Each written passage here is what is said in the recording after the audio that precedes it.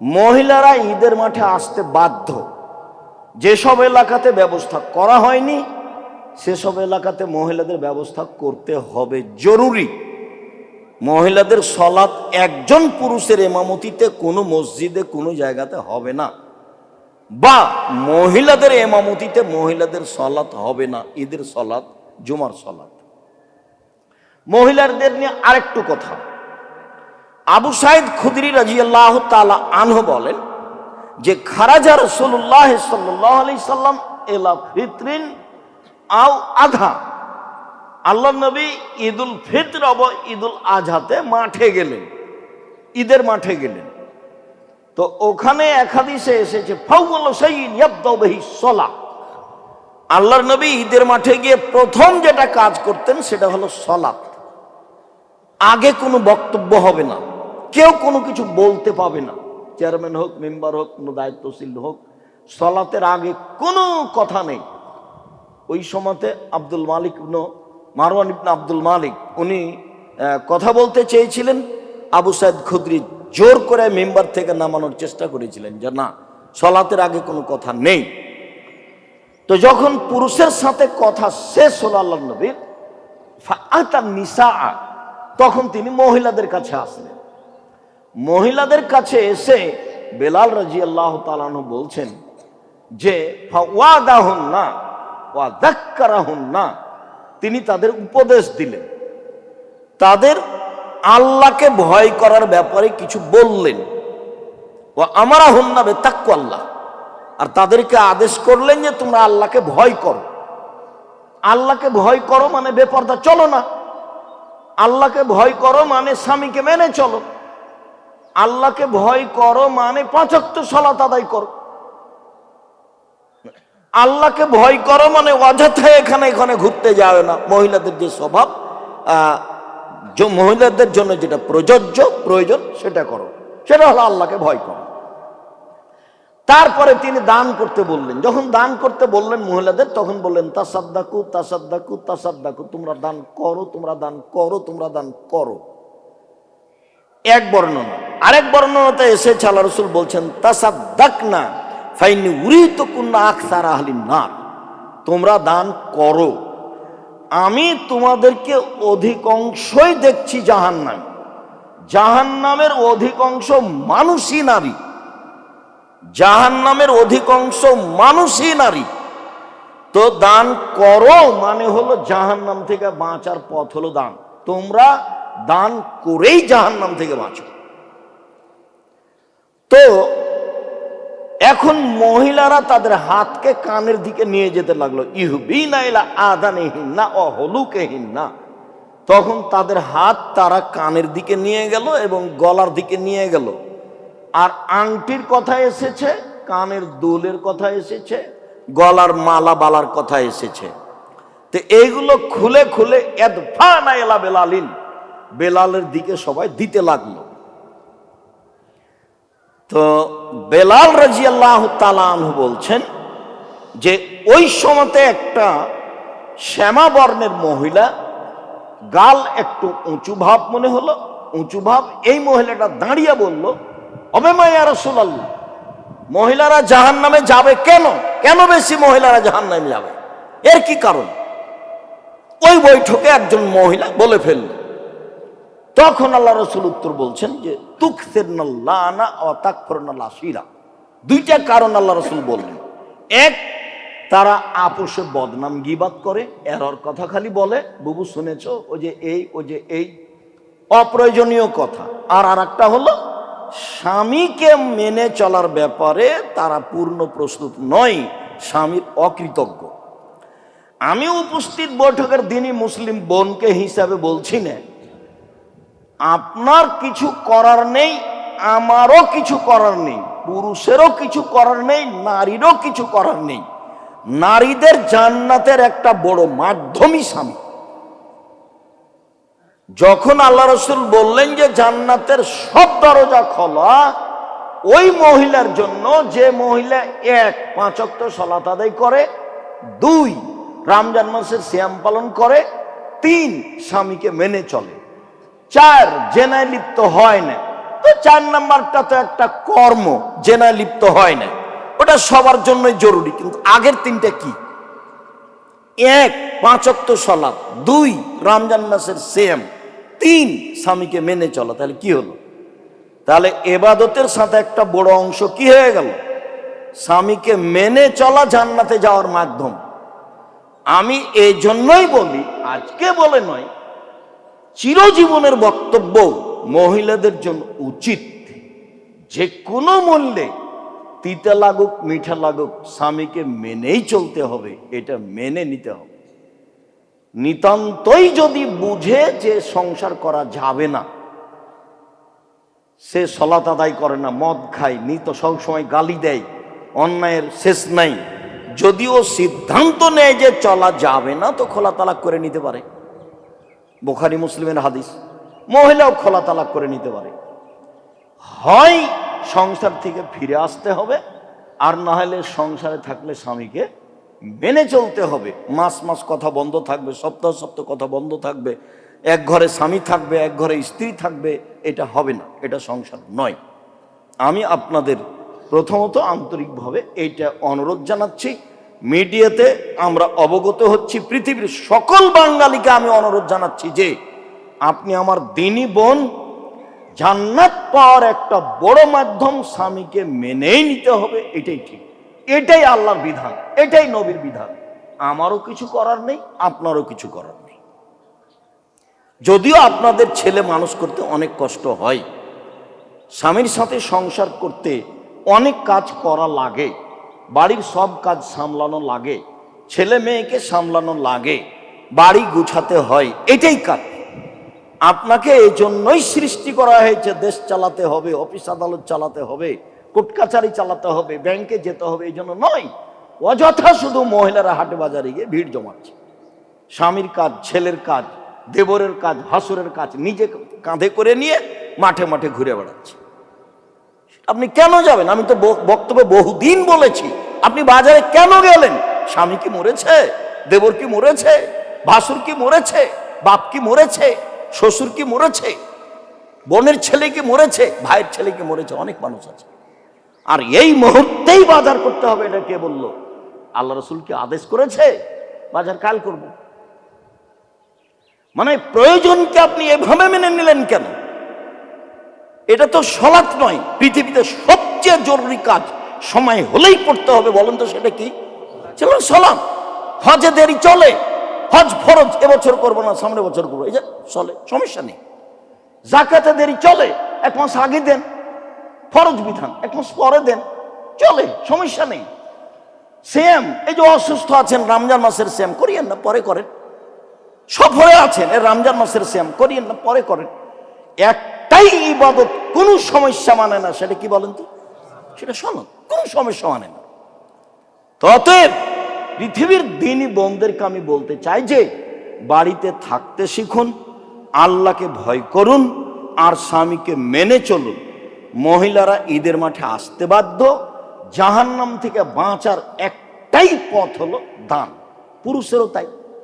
বাপ মাকে জাহান্নাম থেকে বাঁচানোর, বাপ মায়ের, দাদা দাদির, মরে যাওয়া মানুষের কবরের শাস্তি বন্ধ করার একটাই জোরালো পথ, সেটা হলো দান। একজন সাহাবী এসে বলছেন, আমার আব্বা মারা গেছেন, টাকা পয়সা ছেড়ে গেছেন, ওসিয়ত করে যাননি, তো আমি আমার আব্বার নামে যদি দান করি তাহলে আমার আব্বার পাপ মিটে যাবে কি? পাপ মিটে যাবে কি? কালা না। আল্লাহ রাসূল বলেন হ্যাঁ।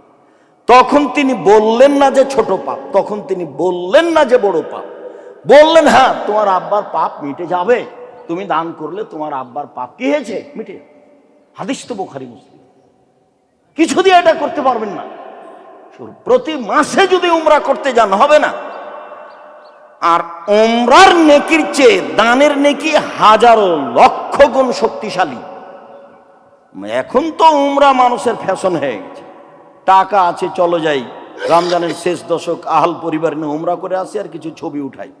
দেখেন আপনি খোঁজ, ওখানে ঘুরছে আর সারাদিন ছবি ঢং করছে। কিসের ইবাদত? ইবাদত তাকে বলেন না, ইবাদত নয় ওটা। সম্মানিত দিনী ভাই বোন, দ্বিতীয় কথা, জিকির।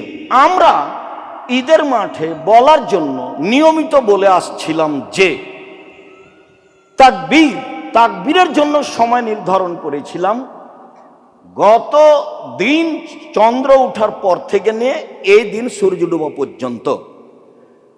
একাধিক হাদিসের বিবেচনায় বোঝা যায় যে ওই সময়ের সিদ্ধান্ত পূর্ণ ঠিক ছিল না, বরং ঈদের মাঠে যখন বের হবে তখন থেকে নিয়ে সালাত শুরু হওয়া পর্যন্ত। ইমাম জোহরি বলছেন যে কানান নাস ইকাব্বিরুনা ফিল ঈদে, ঈদুল ফিতরে মুসাহাবি তাবেঈ জনগণেরা তাকবীর পাঠ করতেন হিনা ইয়াখরুজুনা মিন মানাজিলিহিম, যখন তারা বাড়ি থেকে বের হতো। বাড়ি থেকে বের হতো তাকবীর শুরু করে হাত্তা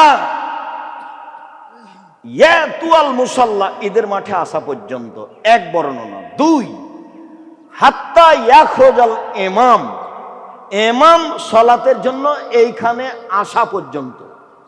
ফাইজা খারাজাল ইমাম সাকাতু, যখন ইমাম এখানে চলে আসতেন সালাতের জন্য তখন তারা আর তাকবীর পাঠ করতেন না। সহিহ হাদিস। আর একটা সহিহ হাদিস আব্দুল্লাহ ইবনে উমর থেকে যে কানান নবী সাল্লাল্লাহু আলাইহি সাল্লাম ইয়াখরুজু ইয়াউমাল ফিতরে, আল্লাহর নবী ঈদুল ফিতরে বাড়ি থেকে বের হতেন, ফায়ুকাব্বির, তখন তাকবীর পাঠ করতেন, হাত্তা ইয়াতিয়াল মুসাল্লা, ঈদের মাঠে আসা পর্যন্ত, ওয়া হাত্তা ইয়াখরুজা লিসসালা, সালাতে আসা পর্যন্ত, অফিরায়াতিন হাত্তা ইয়াকজিয়াস সালাহ, সালাত শেষ হওয়া পর্যন্ত। ফায়দা কাজা সালাতা কাতাত তাকবীরা, যখনই সালাত শেষ হয়ে যেত তখন তাকবীর বন্ধ। তাহলে আমাদের তাকবীর যন্ত্রের মাধ্যমে অনলাইনে যারা যেখানে আছি সময়ের গতিতে যেখানে জানতে পারবো, আমি সকল দিনী ভাই বোনকে বলছি, আমি আব্দুর রাজ্জাক বিন ইউসুফ বলছি, আমাদের জোরালো তদন্তের ভিত্তি এটাই যে ঈদুল ফিতরে বাড়ি থেকে বের হওয়ার সময় তাকবীর শুরু হবে আর সালাত শেষ হবে তখন তাকবীর শেষ হবে। আল্লাহু আকবার, আল্লাহু আকবার, লা ইলাহা ইল্লাল্লাহ, আল্লাহু আকবার, আল্লাহু আকবার, ওয়ালিল্লাহিল হামদ। আরেকটা, ঈদুল আজহাতে জুলহিজ্জার 1 তারিখ থেকে যেদিন কুরবানির চন্দ্র উঠবে সেদিন থেকে আইয়ামে তাশরিক ঈদুল আজহার পরের দিন পর্যন্ত 3 দিন। তাহলে কতদিন হলো? এক টানা 13 দিন। বুখারীর হাদিসে এসেছে ইয়াখরুজু আব্দুল্লাহ ইবনে উমর ও আবু হুরায়রা ইলা সুকে ওয়া ইউকাব্বিরানে, আব্দুল্লাহ ইবনে উমর, আবু হুরায়রা রাদিয়াল্লাহু তাআলা তারা বাড়ি থেকে বাজারের দিকে যেতেন আর তাকবীর পাঠ করতেন। ওয়া ইউকাব্বিরুন নাস বিতাকবীরিহিমা, জনগণও তাদের দুইজনের তাকবীরের সাথে সাথে তাকবীর পাঠ করত। আর আলী রাদিয়াল্লাহু তাআলা আনহু বলছেন যে তাকবীর চলবে এলা সালাতিল আসর ফি আইয়ামিত তাশরিক, আইয়ামিত তাশরিক মানে কুরবানির পরের 3য় দিনের আসরের সালাত পর্যন্ত। সূর্য ডুবলেই তো 14 দিন চলে এসেছে, 14 দিনের দিন চলে এসেছে। এই জন্য এই তাকবীর চলবে কুরবানিতে আইয়ামে তাশরিক ঈদের 3 দিন পর আসর পর্যন্ত, 3য় দিনের আসর পর্যন্ত, ঈদের পরে 3 দিনের 3য় দিন আসর পর্যন্ত। তাহলে কুরবানিতে তাকবীর শুরু হচ্ছে কবে? 1 তারিখ থেকে, শেষ হচ্ছে কবে? 13 তারিখে গিয়ে আসরের সালাতের পর। আসরের সালাতের পরে তাকবীর পড়ে থামতে হবে। কথা কি আমরা স্পষ্ট বুঝেছি? ঈদুল ফিতরে হলো শুরু এখন আর শেষ এখন, মানে শুরু হলো বাড়িতে বের হওয়ার সময় আর শেষ হলো যখন সালাত শেষ হবে তখন। এটা হলো ঈদুল ফিতর। আর ঈদুল আজহাতে 1 তারিখে শুরু হবে আর 13 তারিখে শেষ হবে আসরের সালাতের পরে। মহিলারা আপনারা কেউ বাইরে যাবেন না, বের হচ্ছেন কেন? কেন চলে গেলেন? হাইকোর্ট আছে না জজ কোর্ট আছে? কি কাজ আমাকে দেখাচ্ছেন? আমি আব্দুর রাজ্জাক বিন ইউসুফ, এই ঈদের মাঠে আসলে গতি পরিবর্তন করে আসতে হবে। আমি স্বাভাবিক গতি গ্রহণ করি না, এটা আপনাকে ভালোভাবে জানতে হবে। অনেক ঈদ মাঠ আছে, সেখানে যাবেন। এখানে গতি পরিবর্তন করতে পাবেন না। ইমাম যখন কথা বলতেন সালাম ফেরার পরপরে আল্লাহ রসুল আর মুসল্লিরা স্ব স্থানে বসে থাকতেন, স্ব স্থানে। এই যে পুরুষের সামনে কথা বলা শেষ করে আল্লাহ রসুল মহিলাদের সামনে গেলেন, ও তো যন্ত্রের ব্যবস্থা নেই, তো ওখানে গিয়ে মহিলাদের সামনে কথা বলতে লাগলেন। কথাতে উপদেশ দিলেন, একটাই বাক্য কি বললেন? উপদেশ। কথা বলতে পারে কি না, একটু সুযোগ দেন।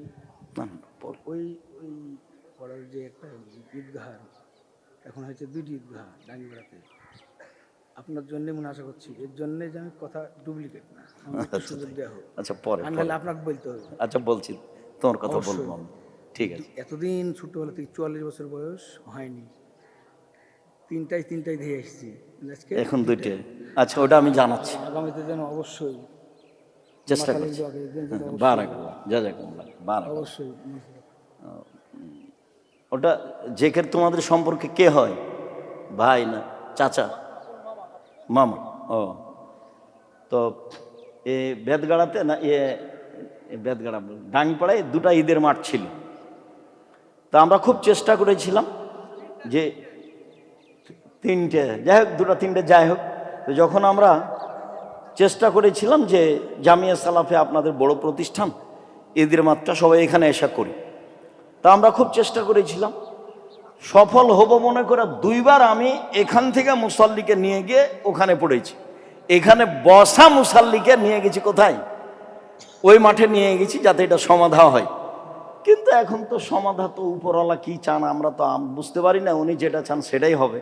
আমার চেষ্টা সফল হয়নি, তো তারপরে আমি চেষ্টা করতে থাকি। তো আলহামদুলিল্লাহ এই ঈদে এখন শুধু এই যেটা শুনতে পাওয়া যাচ্ছে পাশে, এটাই বহাল আছে।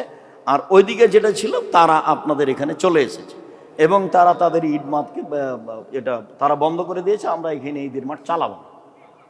তো আমি এটা আগে অবগত হয়েছি, আলহামদুলিল্লাহ। আপনাদের আমরা শুকরিয়া আদায় করি, জাযাকুমুল্লাহ খাইর।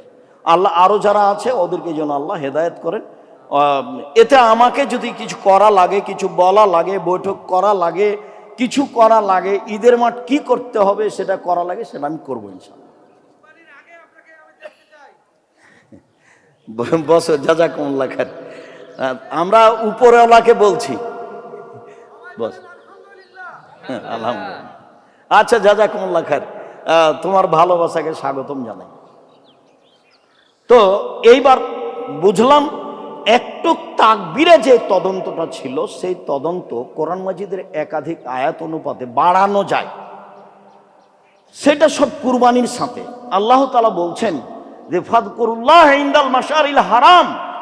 হজ করতে গিয়ে মুজদালেফার মাঠে একটা জায়গা আছে মাশআরে হারাম, সেখানে একটা মসজিদ আছে। এখন সেটা হলো মুজদালেফার শেষের দিকে এসে, সেখান থেকে ডান সাইডে যাওয়ার লাগে পাথর মারতে, এখানে মসজিদ বানানো হচ্ছে মাশআরে হারাম। এখানে তোমরা আল্লাহকে ডাকো, একবার আল্লাহ বলছে। আর একবার বলছেন যে ওয়াজকুরুহু কামা হাদাকুম, আল্লাহ তোমাদের যেভাবে ডাকতে বলেছেন সেভাবে ডাকো। আর একবার বললেন ওয়াজকুরুল্লাহ ফি আইয়ামি মাদুদাত, কুরবানির ঈদের 3 দিন পর পর্যন্ত আল্লাহকে ডাকো। তো আল্লাহকে ডাকো মানে জিকির। তো আমরা তো দীর্ঘদিন থেকে বলে আসছি জিকির বলতে আল্লাহু আকবার, আল্লাহু আকবার, লা ইলাহা ইল্লাল্লাহ, আল্লাহু আকবার, আল্লাহু আকবার, ওয়ালিল্লাহিল হামদ। তো জিকিরে তাসবিহগুলোকে নিয়ে আসতে পারি, এই আয়াতের সারমর্ম এটাই। সেটা হলো সুবহানাল্লাহ, আলহামদুলিল্লাহ, ওয়া লা ইলাহা ইল্লাল্লাহ, আল্লাহু আকবার। সেটা হলো এই সুবহানাল্লাহ ওয়া বিহামদিহি সুবহানাল্লাহিল আযীম। সেটা হলো এই সুবহানাল্লাহ ওয়া বিহামদিহি সুবহানাল্লাহ ওয়া বিহামদিহি, যার সংখ্যা হলো 100 বার। তাহলে আমরা জিকিরে আল্লাহু আকবার, আল্লাহু আকবার, লা ইলাহা ইল্লাল্লাহ, আল্লাহু আকবার, আল্লাহু আকবার, ওয়ালিল্লাহিল হামদ, এর সাথে এগুলো জিকির লাগাতে পারি। আরো একটা জিকির চিরদিন সালাতের সাথে খাস করে এসেছি, তো জিকির হিসাবে মানুষ সেটা আনতে পারে, আমাদের অতীতে নাই করা আছে। সেটা হলো মুসলিমে এসেছে, সালাত শুরু করবে যখন নফল সালাত, তখন এটা এসেছে আলহামদুলিল্লাহ কাবিরা, আলহামদুলিল্লাহ কাসিরা, ও সুবহানাল্লাহ বুকরাতাও ও আসিলা। এটা মানে ওই সানা, তো সেটাও জিকির। আর আবু দাউদ, নাসাই, তিরমিজি, ইবনে মাজাতে এসেছে, আল্লাহু আকবার, আল্লাহু আকবার, আল্লাহু আকবার কবীরা, আল্লাহু আকবার কবীরা, আল্লাহু আকবার কবীরা, আলহামদুলিল্লাহ কাসীরা, আলহামদুলিল্লাহ কাসীরা, আলহামদুলিল্লাহ কাসীরা ও সুবহানাল্লাহি বুকরাতাও আসিল।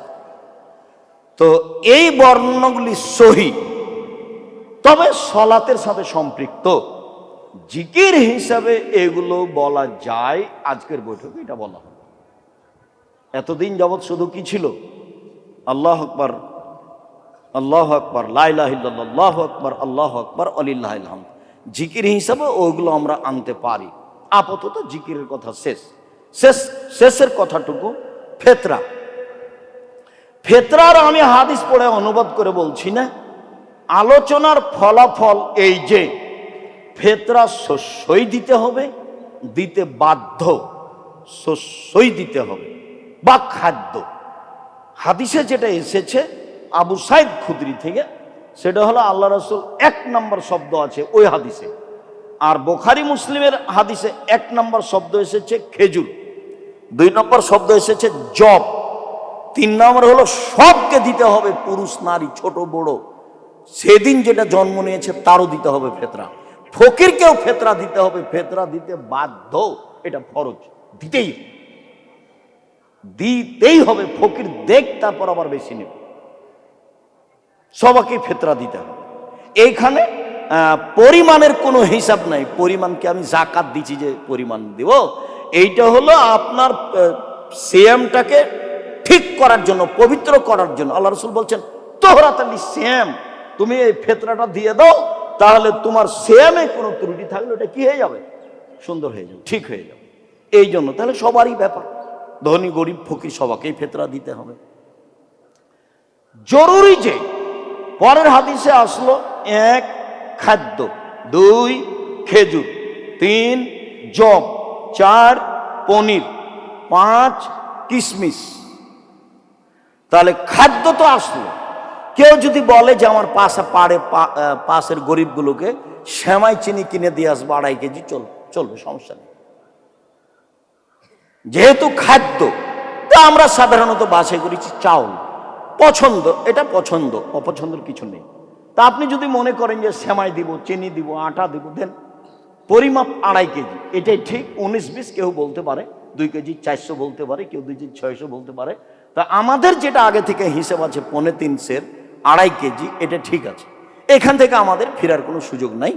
মাথা পিছু 2.5 কেজি, মাথা পিছু 2.5 কেজি চাউল শস্যই দিতে হবে, এটাই চূড়ান্ত। এই কথার শেষে আসি। এইবার আবু সাইদ খুদরি রাদিয়াল্লাহু তাআলা বলছেন যে আমরা একসা করে দিচ্ছি। একদা রাসূলের অবর্তমানে মুআবিয়া রাদিয়াল্লাহু তাআলা সিরিয়া থেকে আসলেন হজ করতে বা উমরা করতে। এসে মিম্বারে উঠে তিনি একটা বক্তব্য দিলেন। বক্তব্যে বলছেন যে আমি মনে করি, মুআবিয়া বলছেন রাদিয়াল্লাহু তাআলা, আমি মনে করি আন্না মুদ্দাইনে মিন সামারাই শাম, সিরিয়ার অর্ধ সা গম মদিনার 1 সা খেজুরের সমান মূল্যে। মান টাকার হিসাব করলে 1 সা খেজুর মদিনার দিয়ে অর্ধ সা গম পাওয়া যাবে কোথাকার? সিরিয়ার। কথা স্পষ্ট কি? এইটা মুআবিয়া বক্তব্যে বললেন। ফাখাজান নাস বিজাল, জনগণ বলল আচ্ছা ঠিক আছে, তাহলে ভালো, আমরা এখন কি দেব? অর্ধ সা গম দেব।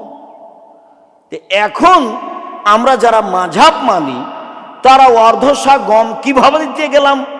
এখন দিতে গেলাম শায়ের পরিমাপ, মদিনাটা হলো 2.5 কেজি আর ইরাকেরটা হলো 3.25 কেজি, 3 কেজি, 3.25 কেজি। তো এখন ইরাকেরটা সা ধরে অর্ধেক নিলাম, অর্ধেক গমের দাম ধরে টাকা ধরলাম, অল্প টাকা হলো। কথা বুঝতে পারেননি? আবার একটু বুঝেন, কারো প্রতি হিংসাও করতে হবে না, ঘৃণাও করতে হবে না। মানুষকে বলতে হবে রাসূলেরটা মানে। যখন বলছে কে বলেছে 2 আযান কি বেদাত নাকি, 2 আযান কি বেদাত নাকি, তখন সেই রাসূলেরটা মানলে হয় না? রাসূলেরটা মানলে তো ভালো হয় নাকি? তো তুমি ওইদিকে যা গেলে কেন ঝামেলাই? তো রাসূলের যুগেতেই একসাই ছিল, তো রাসূলের যুগে একসা ছিল, একসাই থাক। তো তোমার অসুবিধাটা কোথায়? রাসূলের সাথে ভালোবাসা তোমার হয় না কেন? চুমা দিয়ে ভালোবাসা হয়? কে বলেছে চুমা দিয়ে ভালোবাসা হয়? নিয়ম দিয়ে হয়। রাসূলের নিয়ম মেনে নেওয়া মানে রাসূলকে ভালোবাসা। কি বলেন আপনারা? আমি বললাম সালাম দিয়ে হাতে চুমা দিলাম, আমি রাসূলের ভালোবাসা দেখালাম, এটা হলো? মিলাদ করলাম, একবারে গাড়ির বহার নামলাম, একবারে ওটাকে কি বলে র্যালি দিয়ে মোহাম্মদ সাল্লাল্লাহু আলাইহি সাল্লামের জন্মদিবস পালন করলাম, সেটা কি হলো? দাড়ি চাঁচা আছে, হাতে সিগারেট আছে, তখন ও বলছে যে আমি নবীর জন্মদিবস পালন করছি। এটা কি হলো? এটা মজাক করা হলো না? তো আমার বক্তব্যের এক জায়গাতে আছে যে এশার সালাত আদায় করে দোকানে বসে আছে, মাথায় টুপি আছে, ল্যাংটা মেয়ে নাচছে। তো এখন তোমার আব্বাকে জিজ্ঞাসা করো তো, ছেলে আব্বা আপনি কি ভালো মানুষ? তো সবাই এখন চুপ। তোমার আব্বাকে তুমি বলো, যে তোমার আব্বাই বলুক যে আমি কি ভালো মানুষ? এটা হলো যে আপনি দাড়ি চাঁচা আছে, হাতে সিগারেট আছে, আর র্যালি বের করেছেন মোহাম্মদ সাল্লাল্লাহু আলাইহি সাল্লামের জন্মদিবসের? এগুলো মোহাম্মদ সাল্লাল্লাহু আলাইহি সাল্লামের যুগে যে সা ছিল এক সা, সেটাই মেনে নিতে হবে ভালোবাসার খাতিরে। আর মদিনার যে সায়ের পরিমাণ আজও সবারই বন্ধু বান্ধব, ছেলে মেয়ে, ভাতিজা ভাস্তি আছে, জিজ্ঞাসা করেন এই ছেলে, মদিনার বাজার একটা সা কিনো তো, সা মানে পরিমাপ, যেটা আমাদের চাঁপাইনবাবগঞ্জে শেয়ার কাঠা, মহিলারা চাউল মাপতো, ওটার নাম কি ভাই? কাঠা। আর যেটাতে ধান মাপতো গলিতে, সেটার নাম কি? আড়ি। তো সেটা একটা মাপের জিনিস নয়? তো সা হলো একটা মাপের জিনিস। তো এখন আপনি বলেন যে দেখো তো মদিনাতে একটা সা বাজারে কিনে চাউল দাও তো কত কেজি ধরে? 2.5 কেজি ধরবে, 19-20। ইরাকে যারা আছে তাদেরকে বলেন যে তুমি একটা সা কিনে মাপো তো, 3.5 কেজি ধরবে বা 3 কেজি ধরবে। ওইখান থেকে অর্ধেক ধরে নিয়ে টাকা ধরে নে, ফেতরা হলো এত টাকা। ভালোবাসা রাসূলের সাথে হতে হবে, অন্য কারোর সাথে নয়। আপনি আপনার ভাই বোনকে বলেন। কথার শেষে চলে আসলাম। যেহেতু ঈদের দিন আল্লাহ রাসূল দান করতে বলতেন, আমি দান করতে বলি, তখন বলি 10 টাকা হলেও করবেন। এর অর্থ এই না যে আপনাকে আমি 10 টাকায় দান করতে বলি। আমি বলি যে পতিতালয়ের মহিলা যদি কুকুরকে পানি পান করে জান্নাত পেতে পারে, তো জামিয়া সালাফের মতো শিরক মুক্ত, বিদআত মুক্ত, দল মুক্ত, সংগঠন মুক্ত, হিংসা মুক্ত বিশাল প্রতিষ্ঠান, যেখানে এতিম আর অসহায় ভরা, 519 জন খালি এতিম অসহায় আছে। প্রায় 5000 ছেলে মেয়ে, 300 জন শিক্ষক শিক্ষিকা, 519 জন খালি এতিম অসহায় আছে। এগুলোকে আমি কেন রাখি? আল্লাহ রাসূল বলেছেন অনেক সময় অসহায় মানুষের উপর দিয়ে আল্লাহ বালা মুসিবত দূর করে দেন। তো ওগুলো দিয়ে যেন আল্লাহ আপনাদের জামিয়া সালাফের বালা মুসিবতকে কি করে দেন? দূর করে দেন। সেই জন্য আর আপনাদেরকে বলি যে এদের সাথে থাকবেন, এদের সহযোগিতা থাকবেন। এরা এতিম, এরা অসহায়, এরা এখানে থাকে খায়, অবশ্যই আপনার ভালোবাসা থাকবে। আল ইয়াদুলুলিয়া খায়রু মিনাদি সুফলা, দেওয়া ভাত ভালো নেওয়া হাতের চেয়ে। কোটা গেল তোমরা দাও। আমি যখনই দিতে বলবো তখনই 10 টাকা দিবেন, মনটা বড় করবেন। ঈদের মাঠে এসেছেন জামিয়া সালাফে, একটু 2000 টাকা হাতে করে আসবেন, 500 টাকা হাতে করে আসবেন, 100 টাকা হাতে করে আসবেন। দিতে বললে 10 টাকা দিতে হবে, আমি না করিনি। তো কাজ তো আসলে বেশি টাকা দিয়ে হয়। তাবুকের যুদ্ধে যেতে হবে, কে কি দিবা?